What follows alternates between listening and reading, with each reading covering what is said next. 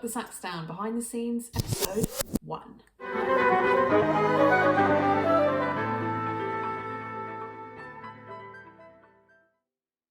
Hey everyone, I hope you're all doing well. I thought I'd make this video to show you all where we're at in terms of progress with the album. As you can imagine, doing this remotely is much more difficult than being able to meet in person for mixing sessions and stuff like that. We are still able to have those. We had one today over Zoom. The three of us, our producer Rob and myself and Jenny, sat down and had a chat about one of the tracks, which was really useful. We were able to listen to the mix in real time with good quality audio. So whilst we're working away on all of that stuff, I thought I'd give you a little behind the scenes insight into an exciting musical development. So we've got a new track. So now there are 13 tracks on the album, and this was actually created last week. So after we'd been in the studio, we had a bit of a light bulb moment, and it's really exciting. Amazingly, this has tied the entire album concept together. Just to give you a little bit of background, Jen and I have only been able to meet up in person since working on this project twice. The first time we met, Jen showed me this loop or riff that she'd been working on, and I fell in love with it immediately, and we looped it round and I started to improvise over the top of it.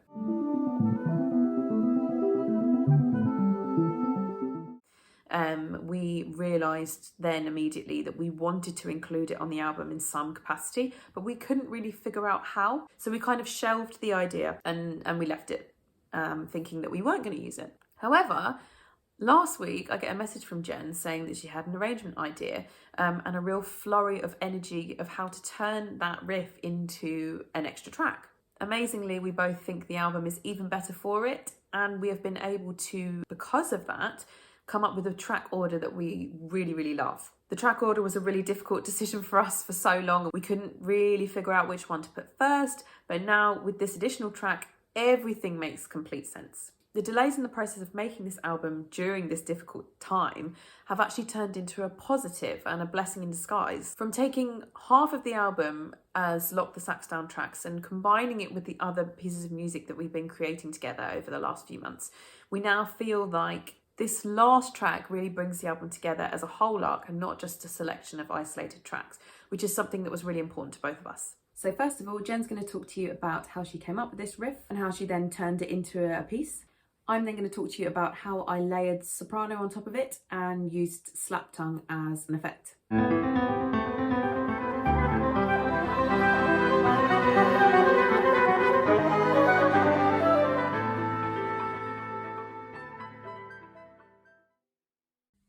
So I came up with this piano riff a few years ago, and it just existed as a synth loop, and I showed it to Emma just out of curiosity, and she began to improvise over it on the saxophone, and it really opened my ears to the possibilities of how we could turn this little riff into a full track. So I had to go back and analyse what I'd done, and I realised I had 5 chords in unusual time signatures and slightly unusual chords. So we start with quite contemplative harmony perhaps at the beginning, slightly crunchier, a bit more tension and release before going back again. And as the full riff between 2 hands.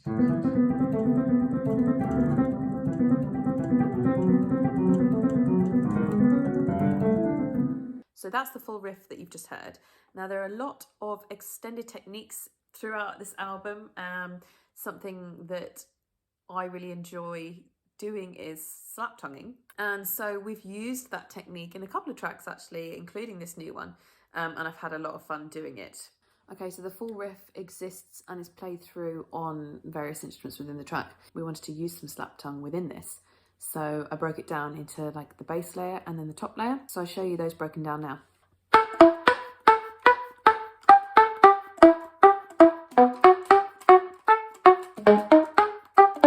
Okay, that's the bottom layer. And then after that, I played along with that and added in the top.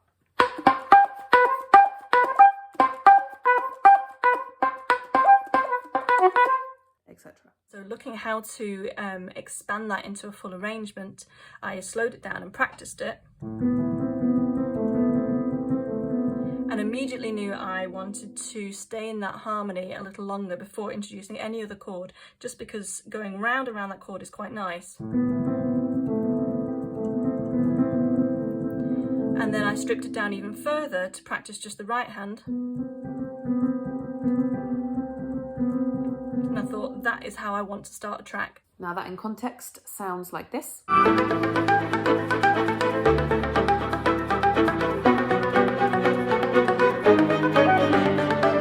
track's about 3 minutes long. We're super excited to share it with you. We will get this out to you as soon as it's ready. I thought a little update might be nice so you can see where we're at. I think it's important to say that, you know, whilst the current situation isn't ideal for any of us, like I said before, the time it's taking really has let the tracks and all the music kind of sit with us for a good while. And we were therefore able to come up with an idea that filled a gap that we were always feeling was there. So I think in terms of the final product, this is definitely a benefit to us. I hope this was a nice little update for you. I will try to do a few more on how things are going, but we can't wait to get this out to you all. We're both still really excited about the music and not sick of hearing it, which is amazing. I hope you're all well and enjoyed this little update video. Don't forget you can pre-order a copy of our album from Jen's website up at the link below. We have digital options or physical CDs available to pre-order. If you'd like to be notified of more behind the scenes content and updates as to where we're at with the album, then hit subscribe.